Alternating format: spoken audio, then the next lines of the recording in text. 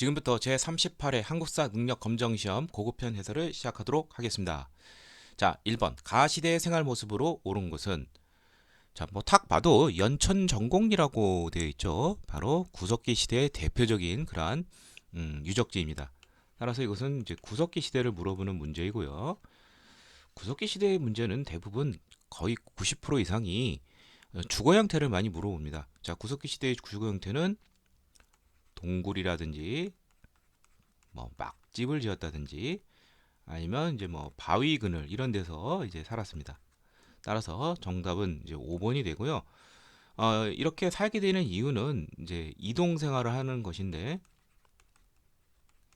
이동 생활의 원인은 바로 사냥이라든지 채집, 어로 뭐 이런 생활을 하기 때문에 이러한 거주 형태를 갖게 되었습니다. 자, 그러면은 이제 그 나머지는 이제 어떠한 시대인지 한번 살펴보도록 하고요. 그 이전에 이제 연천 전공리만 해서 뭐 알 수도 있겠지만 여기 보면 구석 시기들을 대표하는 바로 유물이 바로 주먹도끼가 되고요.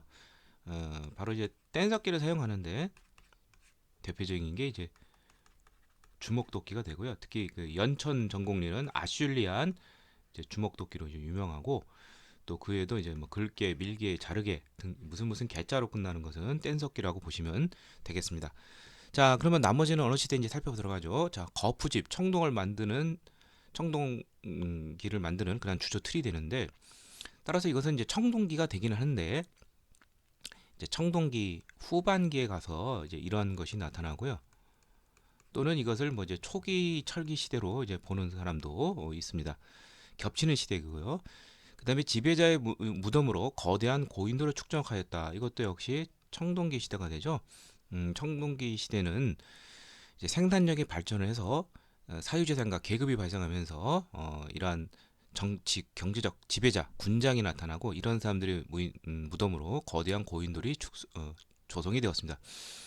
자, 반달 독화를 이용하여 곡식을 수확하였다. 이것도 역시 청동기 시대인데 청동기 시대라고 해서 청동 농기구를 쓰는 것은 아니고 이러한 석기를 사용하였습니다. 여전히 청동 농기구는 없다 이렇게 이해하시면 되고요. 다음에 가락바퀴와 뼈바늘을 이용하여 옷을 지어 입었다. 자, 이것은 신석기 시대의 대표적인 그러한 유물이 되겠죠. 그 이전 구석기 시대는 이제 뭐 짐승의 가죽을 벗겨내서 옷을 입은 것으로 추정을 합니다. 자, 다음 2번 다음 사건이 일어난 시기를 연표해서 옳게 고른 것은 여러 대인과 왕은 연개소문을 죽이고자 논의하였다. 이때 이 왕은 고구려 영유왕이 되겠고요. 예, 연개소문과 관련되어 있는데 연개소문이 이것을 알고서 이제 왕을 시해하고 영유왕을 시해하고 왕제의 아들인 장 보장왕이 되죠. 그리고 스스로 권력을 잡았다. 642년에 있었던 바로 연개소문의 쿠데타가 됩니다. 자, 잘 모르더라도 자, 이것을 이제 문제 삼아서 이제 결국 당이 이제 공격을 하게 되죠.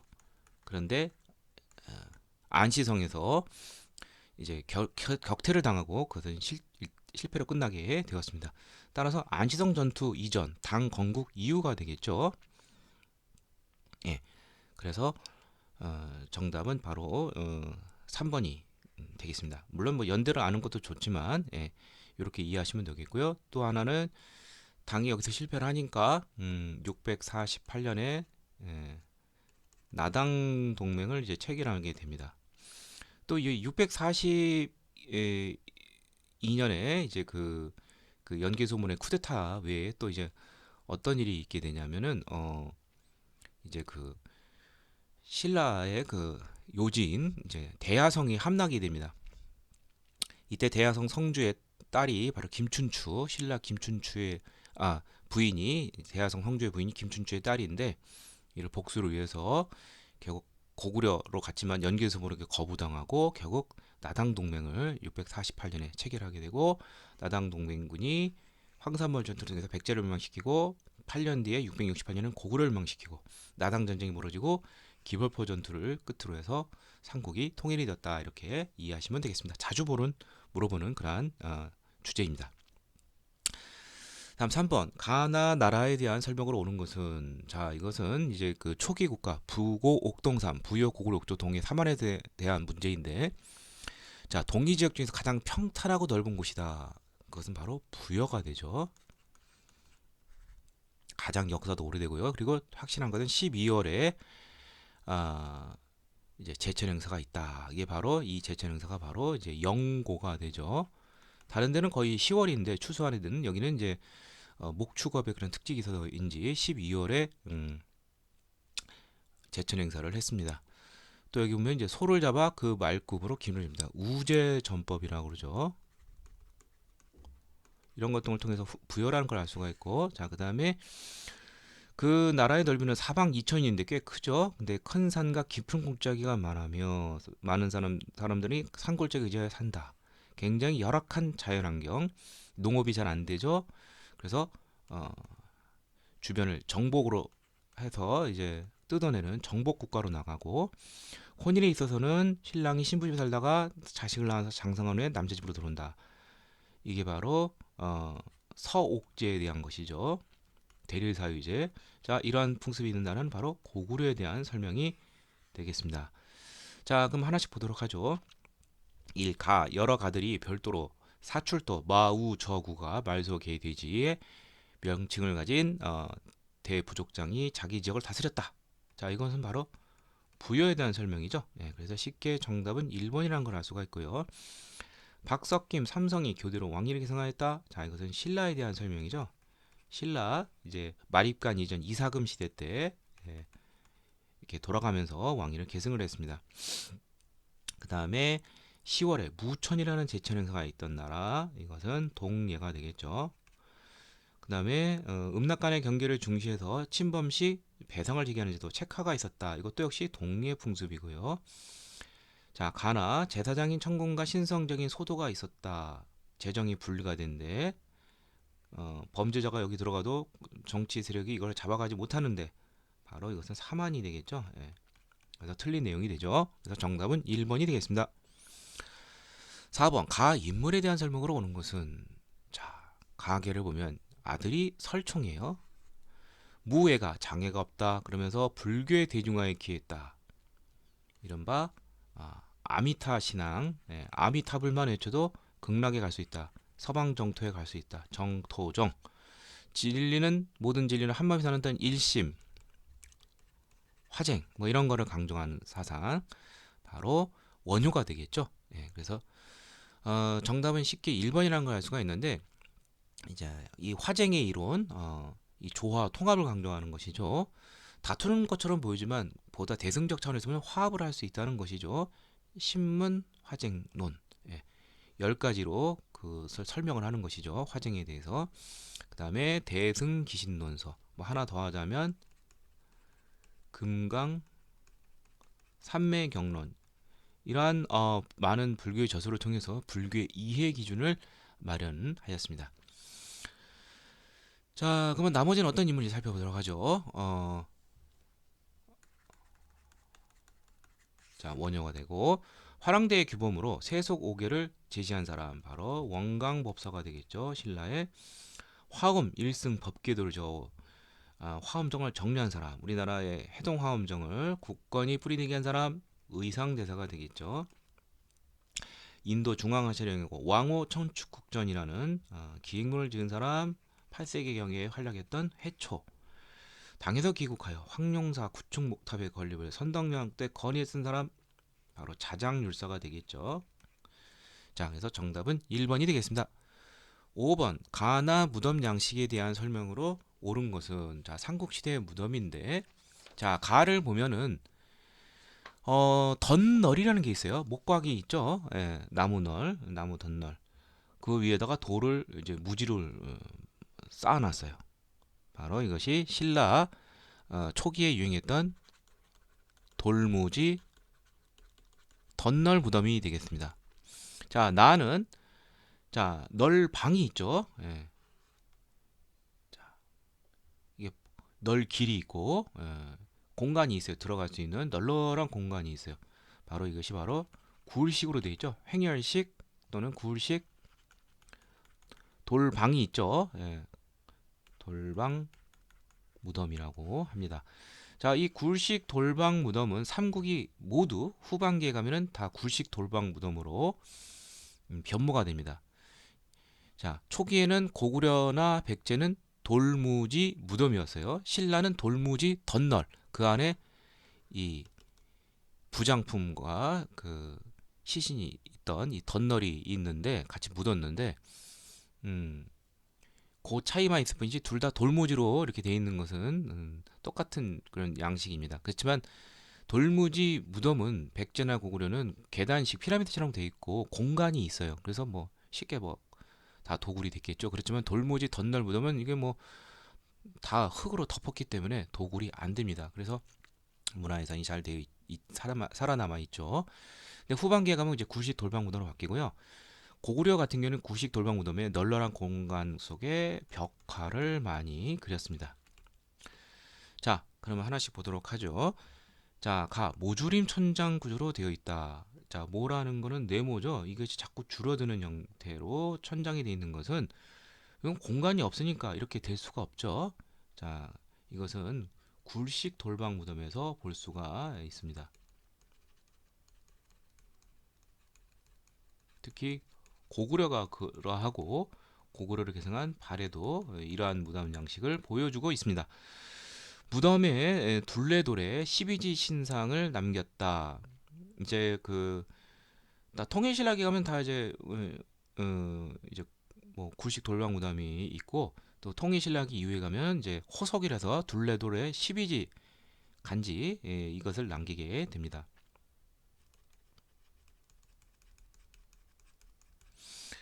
그 다음에 대표적인 무덤으로 황남대총이 있다. 황남대총이라든지 천마총, 뭐 금관총, 금룡총 이런 것은 다 신라의 초기에 볼 수 있던 돌무지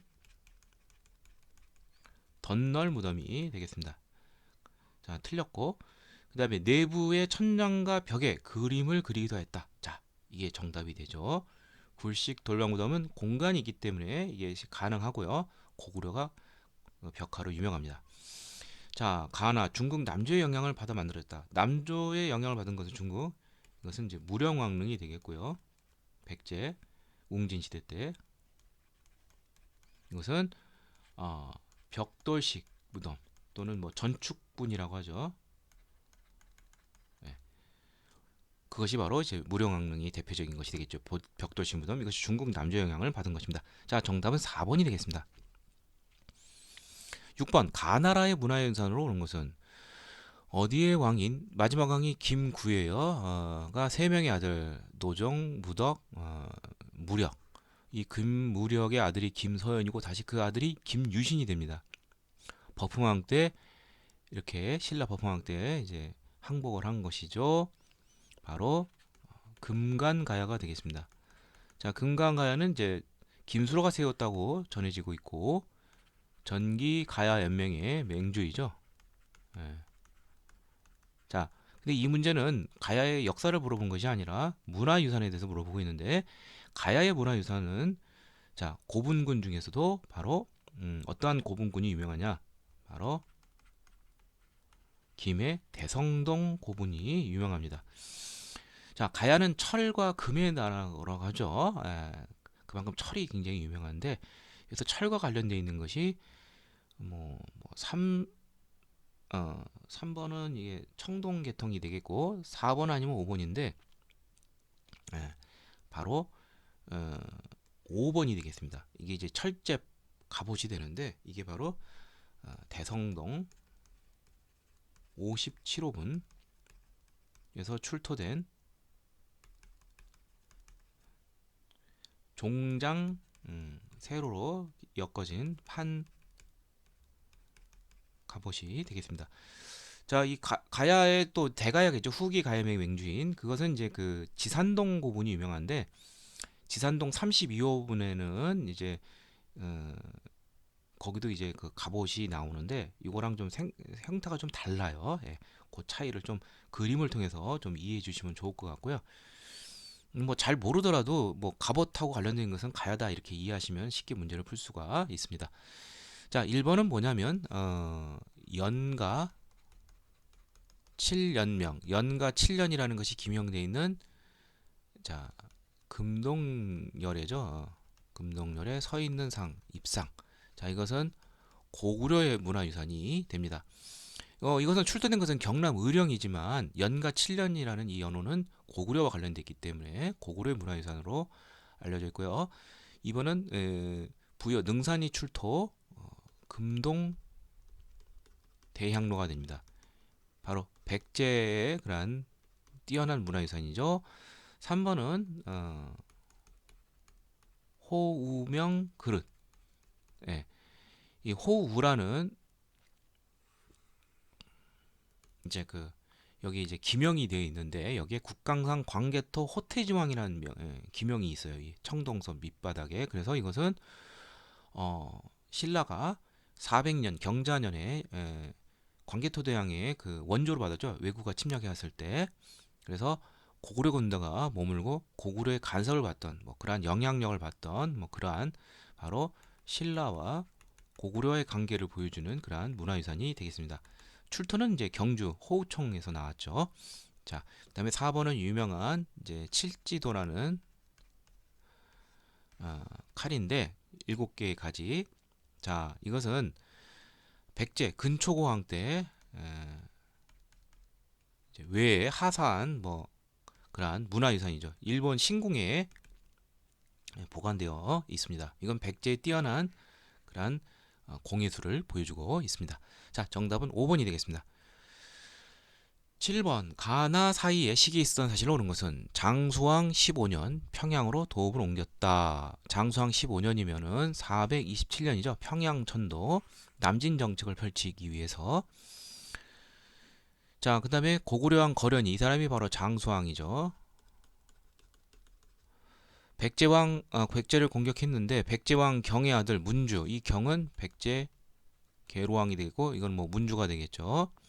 바로 475년에 백제 한성이 함락이 되는 것을 고르는 것입니다. 그럼 이 사이에 물어볼 수 있는 것은 딱 하나밖에 없어요. 자, 원래 신라하고 백제는 이렇게 사이가 안 좋았어요. 백제가 외를 사주해서 신라를 공격하고, 그런데 이 고구려의 남진 정책에 대비하기 위해서 433년에 나제 동맹이 체결이 됩니다. 그래서 백제 비유왕과 신라 눌지왕이 동맹을 이제 맺게 된 것이죠. 자, 그리고 이제 또 하나 이거 근데 이 문제는 이제 3점짜리예요. 이제 이렇게 단순한 걸 물어보는 것은 아니기 때문에 직접 선지로 들어가도록 하겠습니다. 자, 광개토 대왕이 신라에 침입한 외를 물리쳤다. 자, 이게 유명한 이제 400년 경자년에 있었던 것인데 정확한 연대를 모르더라도 장수왕의 아버지가 광개토 대왕이니까 이건 해당이 될 수가 없죠. 진흥왕이 화랑도를 국가 조직으로 개편하였다. 이 진흥왕 시절인데 진흥왕은 6세기 때 활약한 사람이죠. 해당 안 되죠. 소수림왕이 태학을 설립하고 율령을 반포하였다. 자, 이것은 이제 소수림왕이 이제 광개토 대왕의 할아버지 뻘이 되니까 이건 더더욱 될 수가 없는 것이죠. 예. 그다음에 계로왕이, 자 여기서 경이 계로왕이랬죠. 요게 뭐 제일 될 확률이 높으네요. 정확한 연도를 모르더라도. 자, 고구려를 견제하고자 북위에 국서를 보냈는데 중국 당시 남북조의 북조의 강대국입니다. 핍박을 받으니까 좀 공격해달라는 것이죠.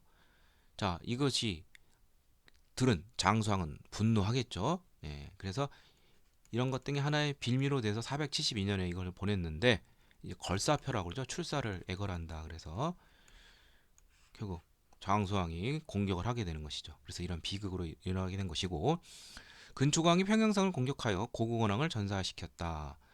소수림왕의 아버지가 고궁원왕이죠. 예. 그러니까 이것은 소수림왕보다 더 앞선 일이죠. 바로 그리고 근초광은 백제의 전성기 그러한 왕이 됩니다. 자, 그래서 정답은 4번이 되겠습니다. 8번 가에서 라를 시행한 순서대로 옳게 다른 것은 삼국사기로 보는 신라의 토지제도, 이렇게 되어 있습니다. 자, 교서를 내려 물무 관료전을 지급하되 차등을 두었다. 자, 관료전이라는 것은 자 신라는 원래 귀족 관료들에게 노급이라는 것을 지급을 했는데 토지와 여기에 살고 있는 농민을 포괄적으로, 즉 이 농민들에게 수조를 하고 여격을 징발하고 이러한 권리를 줬어요. 근데 신라 중대 삼국 통일 직후의 왕인 신문왕은 자 어떻게 했느냐? 바로 이 노급을 폐지하고, 노급 폐지에 앞서서 관료전을 먼저 주는데 이게 687년입니다. 관료전은 토지에 대해서 수조권만, 농민으로 조를 거둘 수 있는 이 권한만 준 것이고요. 그 다음에 2년 뒤에는 노급을 폐지하였습니다. 따라서 이것이 687년이고 노급을 폐지하고 이렇게 되어 있죠. 이게 689년이고 같은 신문왕이지만 잘 외워두고요. 그 다음에 백성에게 정전을 나눠주었다. 자, 이것은 이제 성덕왕 때인 722년에 바로 백성들에게 정전이라는 것을 지급을 했습니다. 이것은 귀족이 아니라 일반 농민을 대상으로 한 그러한 개혁이고요. 자, 그런데 경덕왕 때는 757년에는 귀족들의 반발로 노급이 다시 부활하게 되었습니다. 자, 그래서 순서는 정전을 나눠줬다. 성덕왕 때인 722년 노급을 다시 주었다. 경덕왕 때인 757년이 됩니다. 그래서 순서는 뭐 그대로네요. 가나 다라. 그래서 정답은 1번이 되겠습니다. 자, 다음 9번. 다음 검색창에 들어갈 왕에 대한 설명으로 옳은 것은, 자, 이름이 대흠무예요. 발해의 왕이라는 걸 알 수 있죠. 자, 대조영 1대왕, 2대왕이 대무예, 무왕, 그 다음에 3대가 대흠무, 바로 무왕이 되겠습니다. 이 사람의 이제 연호를 보면 대흥이라든지 보력 이런 걸 썼습니다. 이 두 가지가 앞에 있죠. 그 다음에 공주 중에 정혜공주, 정효공주, 뭐 공주묘로도 유명하죠. 자, 이 3대 무왕의 특징은, 자, 그 전에 이제 무왕 때는 어땠느냐? 2대왕 무왕 때는 당과 신라에 대해서 적대적이 되었어요. 즉 흑수 말갈부 문제를 놓고서 당과 대립을 하다가 무왕 때 당을 선제 공격을 합니다. 장문효 장군을 시켜서 당의 등주를 산둥의 그 떵저우 등주를 공격을 합니다.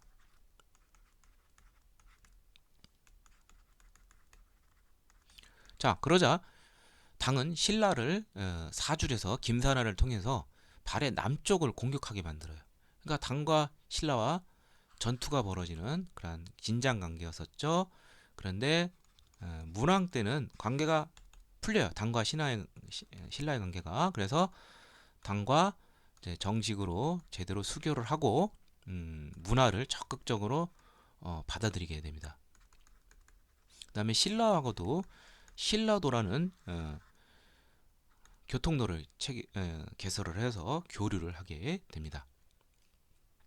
자, 그래서 그리고 이제 문왕 때는 이제 국력이 전성기로 나가게 됩니다. 그래서 수도를 자주 옮기는데 중경에서 상경, 그 다음에 다시 동경 이렇게 자주 이제 옮기게 되는데 그만큼 국력이 나날이 신장해 나간다는 것이죠.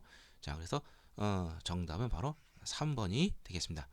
자, 그러면 나머지 보도록 하죠. 인안이라는 독자적 연어를 사용했다. 자, 이것은 2대 무왕의 그러한 연호가 되겠고요. 1대 대조영은 천통이라는 연호를 썼습니다. 장문현을 시켜 당에 등록했다. 이것도 역시 무왕이죠. 대문열에 하여금 흑수말가를 정벌 하겠는데 이것을 명령을 어기고 대문열가 당으로 멸망하면서 결국 당과 갈등 관계 있게 되고 결국 이것이 바로 당을 공격하는 그러한 원인이 되는 것이죠. 이것도 역시 이제 무왕이 되겠고요. 고구려 유민을 이끌고 동모산에 내려세웠다. 이게 바로 고왕 대조영이 되겠습니다. 다음 10번. 교사의 질문에 대한 학생의 답변으로 오는 것은 지도와 같은 행정구역을 마련한 국가의 지방통치에서 알아볼까요? 자, 주가 총 9개가 돼요. 구주, 그 다음에 소경, 끝이 경자로 들어간 것이 5개가 있습니다. 구주, 오소경 체제인데 이것은 바로 통일신라기 그러한 지방 통치 체제가 됩니다.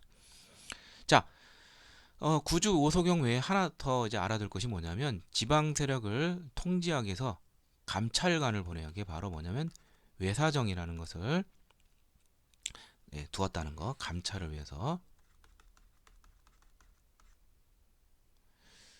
그 다음에 뭐 하나 더 알아두자면 이제 그 상수리 제도로 해가지고 지방 세력이 일정 기간 중앙으로 머물게 하는 그러한 지방 세력 통제 제도, 그러한 제도도 있었다. 따라서 그래서 정답은 지방간을 감찰해서 외사장을 두었다. 4번이 되겠습니다. 자, 경제소를 두어 이제 수도에 체류한다는 소리죠. 위항소를 통제하였다. 자, 이것은 조선에 해당이 되겠습니다. 지방 사족의 자치기구인 이제 유양소를 통제하기 위해서 그 지방 출신으로서 중앙의 고관이 이제 수도에 머물면서 유양소를 통제하는 그런 제도이고요. 중앙 집권을 위한 것이죠. 22담요의 왕족을 파견했다. 이건 백제 무령왕 때 그러한 지방행정구역이 되겠고요. 전국의 주요 지역에 12목을 설치했다. 자, 고려 성종 때 본격적으로 지방간을 12목 파견을 통해서 시작을 했고요. 관찰사를 보내어 관할고을의 수령을 감독하겠다. 이것은 이제 조선이 됩니다. 그래서 완벽한 중앙 집권 체제를 이제 추구하게 되었습니다. 자, 그래서 정답은 4번이 되겠습니다.